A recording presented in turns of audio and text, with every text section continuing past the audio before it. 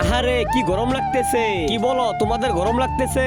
আব্বে হ্যাঁ। আব্বে কি বলো, আমি তো ঠান্ডায় মরে যাইতেছি, তোমরা পাগল হয়ে গেছো নাকি? আরে না, আমি পাগল হই নাই, ওই দেখ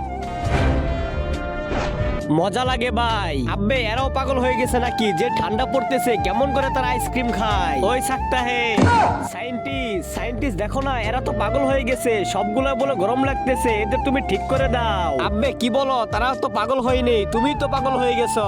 আরে না না, আমি পাগল হই নাই। হাহা দাঁড়াও আমি দেখাইতেছি।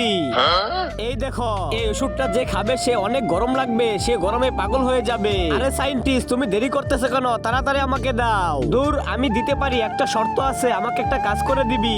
তো বলো কি কাজ করে দিব, তাড়াতাড়ি বলো। এই না, থ্যাংক ইউ। আব্বে সালা, আমি তোকে দেই নাই, আমার গার্লফ্রেন্ডকে দিছি, তার আজকে বার্থডে, যা তাকে দিয়ে আসো। তো আপনি গেলে কি হবে? শালারে কেমন করে বুঝায়, এর আগের বার দেখা করতে